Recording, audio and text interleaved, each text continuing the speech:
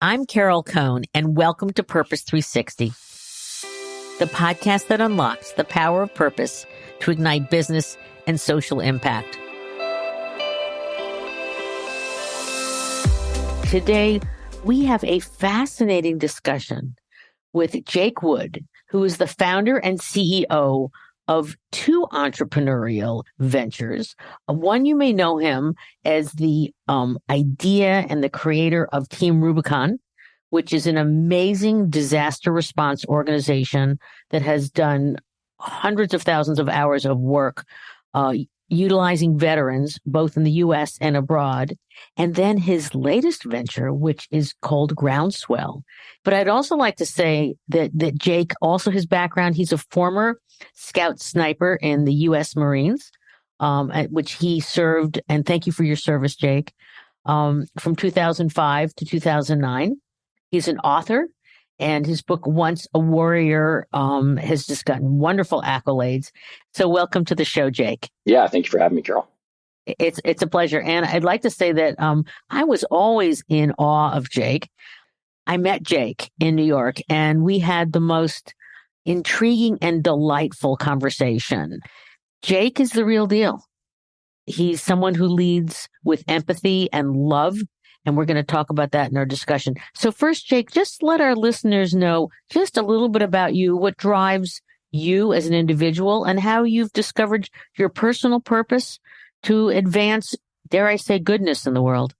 It's a big question. Sometimes it's kind of hard to pin down. I grew up in an amazing family. I had great parents, and I think they set inside me early this notion of responsibility to myself, to my family, to my community. And that was something that I think has been reflected throughout my life and in the way that I've lived it. So when I think about, my decision to join the Marine Corps, which I did after college, it was, I think, in part motivated and inspired by this idea that, you have to have a bias for action in the world if you want to do your part to make it a better place. And so when I got out of the Marine Corps, I think I was still searching for, what is it that I'm going to do to make the world around me a better place? And that led me to Team Rubicon and eventually, now Groundswell. Has your purpose, your personal purpose, which is getting engaged, making a difference and such, has it evolved some over Team Rubicon and now getting into the new idea, Groundswell? I think at my core, I've always just been driven to achieve, and that's really what entrepreneurship is about. It's about achieving and making a difference and, taking something and creating something from nothing. But it wasn't just achievement for me that was my entrepreneurial drive. It was, okay, how do I achieve something that creates a better world? And yeah, that certainly has evolved for me. I think, I ran Team Rubicon for 11 and a half years. It's really exhausting to not just run, but build a disaster response organization over a decade. The moment my first daughter was born, I did look at the world differently. And I did start thinking about, what's the world that I leave behind for her? And for me, that just started to make me think about impact beyond disaster zones. So I started thinking about education and gun violence and gender-based violence and all of these other things that, exist in a world that she's going to grow up in. How could I reinvent my purpose to help with that? That's wonderful that you found your purpose and reinvented your purpose before the age of 40. So that's very impressive. Can you talk a little bit about the creation of Team Rubicon, where it is today, and also give us a story? I know that there's an amazing story about how you served the Navajo Nation during COVID. So maybe you could share that one, so our listeners get a real sense of how you interpret disaster, because it's broad. It wasn't a plan. It wasn't an idea or concept that we came up with on a whiteboard in an MBA program. We saw this this earthquake unfolding in Haiti, and we said, hey, we have to go. And I think I ended up calling a couple of friends who I'd served with. We organized a team of mostly military veterans and some doctors. And we went down to Haiti, got there 4 days after the earthquake. And we just started running these medical triage clinics in parts of Port-au-Prince, Haiti, the capital, that were some of the hardest hit areas. And, a lot of people don't remember that earthquake. It was one of the worst disasters of the last 100 years. I mean, 100,000 people died instantly. Another 150,000 people died in the subsequent weeks. And this was also probably the poorest and most corrupt country in the Western Hemisphere. So it was just the perfect storm for the most chaotic and volatile situation imaginable. But what we realized while we were down there was, hey, like all the training that we'd had in the military prepared us for this moment. And so that was really the inspiration for Team Rubicon. We came back, and if you fast forward 13 years to today, the organization's got 150,000 registered volunteers. We've responded to 1,200 different disasters in communities around the world. And not all of them look like the Haiti earthquake, as you alluded to. You mentioned Navajo Nation. We've had a long-standing relationship with tribal nations throughout the U.S. Most people don't realize that Native Americans are the most overrepresented minority in the U.S. military. I didn't know that. Strong ties to the U.S. military within the Native American population. And Navajo Nation reached out. They were, outside of New York City, the worst COVID outbreak early in the COVID-19 disaster. And their healthcare system, which is not great in good times, became immediately overwhelmed. And so, I'm really proud. Our doctors and nurses and medics stepped in. We helped manage that healthcare system and keep it from collapsing for, the better part of all of 2020. And going so far as to helping to operate their ambulance system across the reservation. So that's tremendous. And I think the breadth of your service, should be revered. You also have a dual purpose with Team Rubicon, because you're providing an outlet, a purpose to veterans to feel that their service had a connection to what their life is going forward. And I know that there were some tragedies of some of your colleagues that helped, I think, embed that into your mind. And so you had like a dual purpose when you birthed Team Rubicon. Can you just mention that a bit? Because I think it's important to know how we support our veterans in a very positive way. Yeah, so when we talk about Team Rubicon, we talk about singular mission, dual impact. And, that mission is disaster response, but the impacts, there are really two. The first is obviously the communities that we serve that were impacted by that storm. The second is we provide tremendous value to the volunteers who do that work. Most of them are military veterans.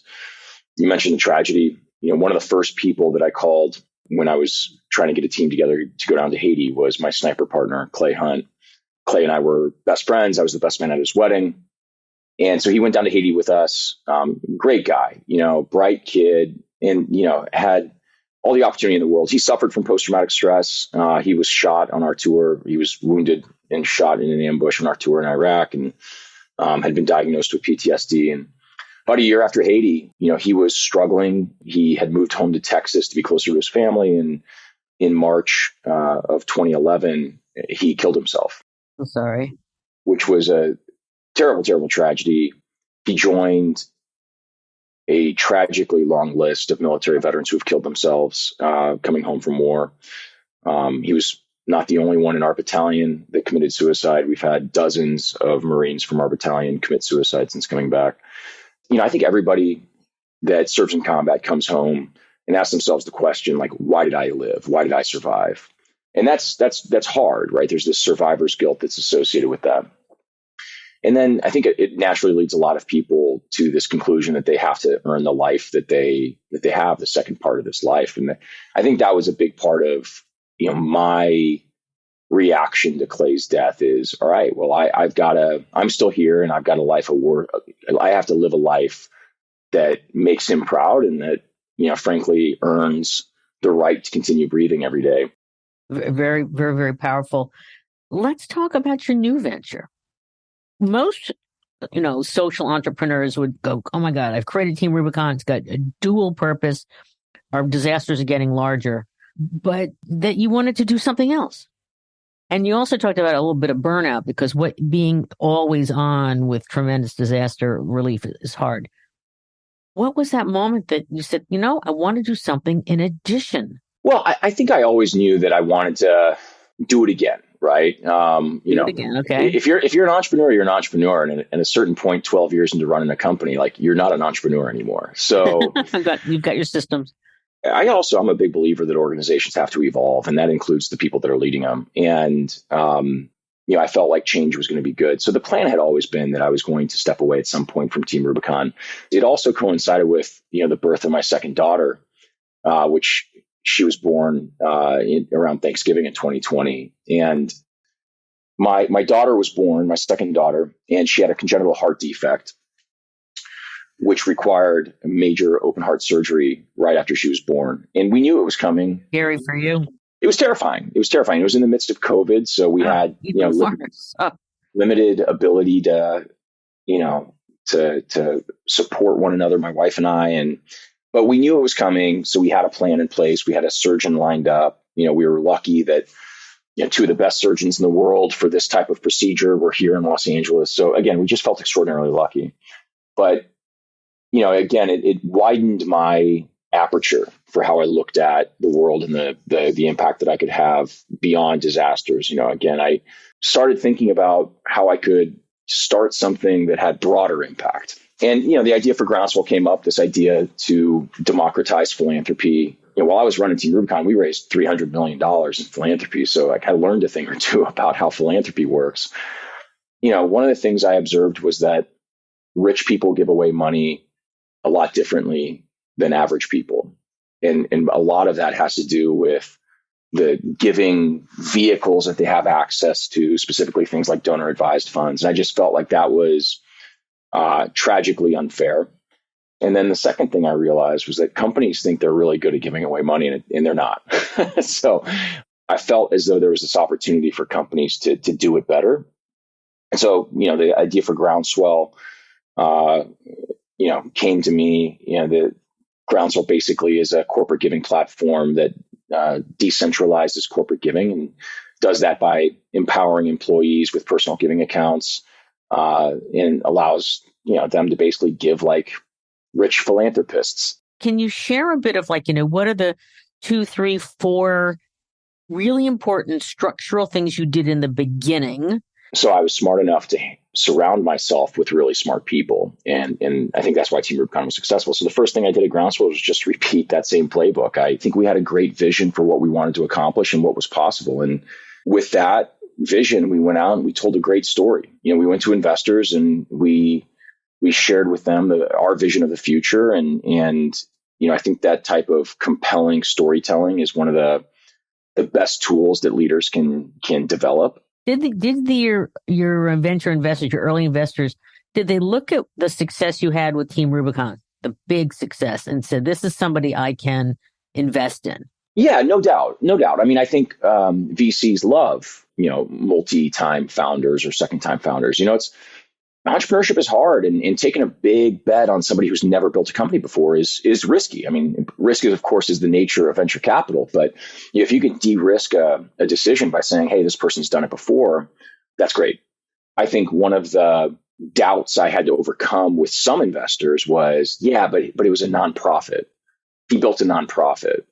And, trying to convince some of them that actually it's a lot harder to be a nonprofit entrepreneur than a for-profit entrepreneur. Okay, so let's talk about the elements of Groundswell. And I love this phrase that you say. You want to teach employees how to give like Gates, be taxed like Warren Buffett, and be recognized like Rockefeller. So how do you do that? How is Groundswell formed? What tools and what capabilities are you giving to employees?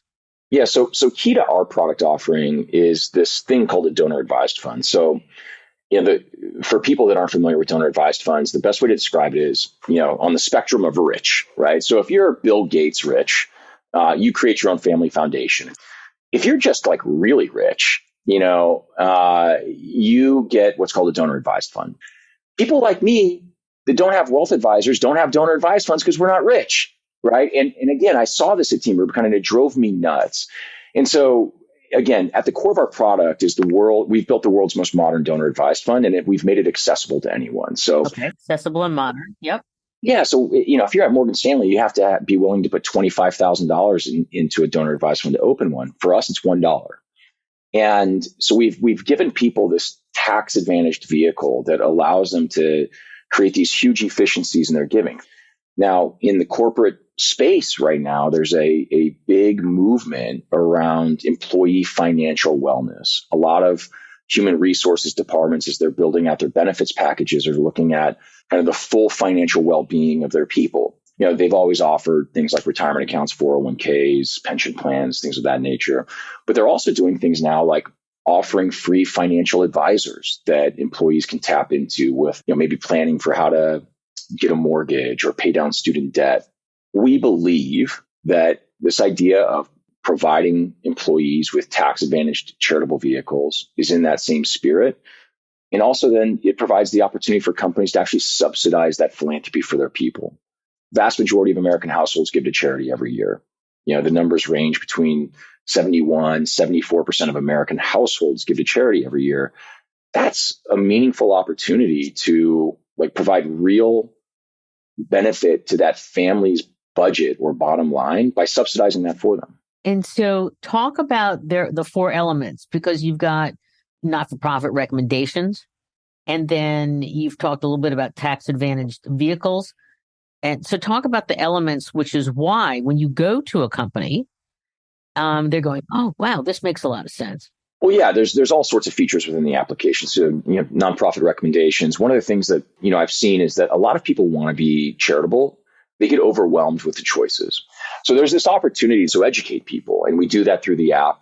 And again, in that spirit of, we want people to give like rich folks.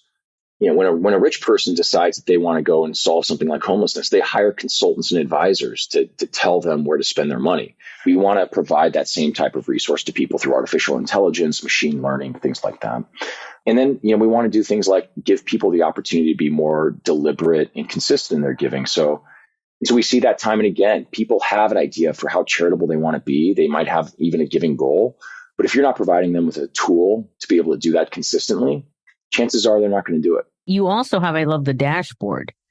So there's, especially for younger generations that really want instant information, it's consolidated and it's easy. You also have tax receipts. So how are your sales going? And when you're talking to companies, I'm sure different sizes of companies, what's their response? And who are you selling into? Because we have a lot of different people who listen to this podcast. And they may be targets for you, or they may say, "Hey, great! I want to connect with Groundswell." Yeah, sales are going great. We've been out in the market for 6 months.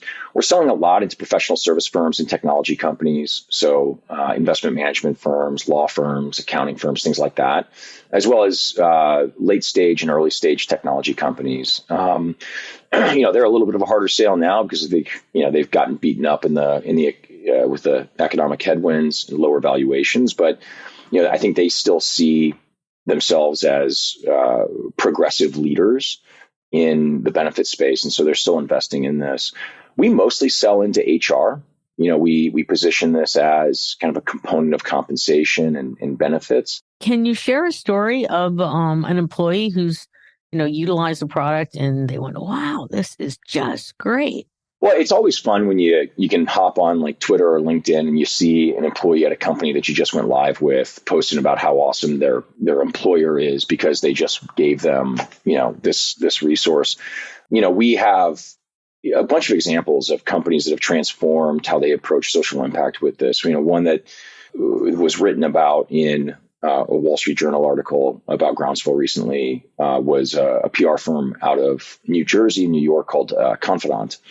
They had always given back. So their founder was really big on investing back in the community, but it was all founder driven. So he gave money every year from the company to cancer research because he was a cancer survivor. And I'm sure the employees thought, hey, this is great. But when he learned about Groundswell, he realized, hey, I've got these 50 employees and there are 50 different things that they care about. Even though they might say those things are great, there's probably something more important to them personally. And so he basically took that entire budget and he gave it to his people to give away. And the feedback from his staff was tremendous. And he realized, one, it was both more fulfilling for him, even though that money was no longer going to what matters most to him. And it drove better business outcomes. Like it was actually creating better loyalty with his employees than what he'd been previously doing. So it just was a win-win. Excellent. We hope you have many more stories like that. So you've released a State of Corporate Philanthropy report in 2022. And we hear that there's one in the works for 2023. And we're wondering if you might share maybe one or 2 points that you're seeing as individual philanthropy is evolving. And what are some of the trends that you're going to report on? Well, one of the things that we're interested in digging into is in the face of a recession, what are employees going to expect their employers to do? I think that there's a lot of uncertainty in the nonprofit landscape right now about whether or not donors are going to be pulling back and funds will dry up. Great. Thank you. We look forward to that. When's it coming out? We'll target it to come out in Q2. In Q2? Oh, great. All right. So excellent. We always love to ask our guests, do you have 1 or 2 books or podcasts or individuals that inspire you to continue in terms of your purpose? Someone once, a former secretary of the VA, Bob McDonald, handed me a book once, A Man's Search for Meaning, which by Viktor Frankl, Holocaust survivor, hit home for me for 2 reasons, both because the message inside, which is all about purpose, and but also because of my history and initial inspiration coming from a visit to a concentration camp. So I think A Man's Search for Meaning is a powerful and very short read. And then there's a book my dad gave me when I was very young called The Go-Getter. It's 100 years old. Oh, that's wonderful. I'd love to end with 2 to 3 insights that for basically social entrepreneurs or social impact, company ideas for our listeners who are just saying, wow, this guy is amazing. I haven't gone to the Marines. I wasn't a sniper, but I do want to have big impact. Yeah, I mean, I think I would probably just focus on one, and that is, all impact starts small. And if you're sitting around waiting for the perfect opportunity to do something big, you might be sitting around for a long time. And we used, there was a parable at Team Rubicon that early in the organization's existence, people would talk about. It's the starfish parable, right? It's this two people walking down a beach where all these starfish have washed ashore, hundreds and hundreds of starfish all along the beach, and they're going to die because they've been stranded on this beach. And this person's just picking one up at a time and going and taking them and dropping them in the water. And the person says, what are you doing? You can't possibly save all these starfish. But the person doing it looks down and says, yeah, but I can save this one. I think that's the mentality that you have to have, is these small acts of kindness. They compound, and eventually, you might find yourself staring at an opportunity to take that impact and scale it well beyond that single starfish. That's wonderful advice. I want to ask you one other thing, because you talk a lot in your interviews and such about leading with empathy and love. And I'd love you to end with, once you've got this idea and you're building your organization, what is the role of empathy and love in leadership? I think love is the foundation of leadership. It's one of the things I took away from my time in the Marine Corps. I think you have to, as a leader, demonstrate the ability to truly care for the people that you're leading, and convince them that you are there to help them on their journey, wherever that journey takes them, wherever they aspire to go. And the thing about creating a culture that's rooted in that love and empathy is it creates a culture of safety. And so that's kind of how I think about leadership and building teams and culture. Is you start with that love and empathy and create a sense of safety and unity of purpose for your people. And that's ultimately what unlocks tremendous value and courage. Tremendous value and courage. And I always like to leave the last word to my guest. So Jake Wood, this has been an amazing conversation, and you've gotten even more delightful. So just a point of view, but any last words that you want to share? Well, I'm not sure anybody's ever called me delightful, so I'll make sure that my wife hears that. Okay. No, I appreciate that. I guess my last words would be, I hope that your listeners are dreaming and aspiring of a better world, and I hope they're waking up every day to go out and pursue that. So good luck on that journey for each of you listening. And if I can ever be of assistance, let me know. And how do they reach you? Find me on LinkedIn. So thank you, Jake Wood. We need thousands more Jake Woods in the world. You are having an extraordinary impact, and at a very young age. and just keep up the amazing work and the love that you bring to it. So thank you. Thanks, Carol.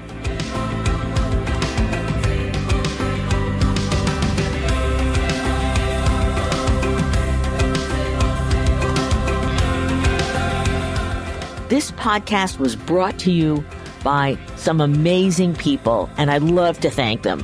Ann Hundertmark and Kristen Kenny at Carol Cohn on Purpose, Pete Wright and Andy Nelson, our crack production team at True Story FM, and you, our listener. You know, we love hearing from you, so please give us feedback. Let us know names of people you'd like to hear on a future episode. How about some new questions to ask? And also, please rate and rank us, because we really want to be as high as possible as one of the top business podcasts available, so that we can continue exploring together the importance and the activation of authentic purpose. We all know every company, every brand, every not-for-profit must define their purpose, refine it, and activate it and evolve it over time so it has the greatest impact on business, growth, and society. And by listening to these episodes and sharing them with your colleagues and talking about them, I want to inspire you to have an amazing answer to this question: what is the power of your purpose? Thanks so much for listening.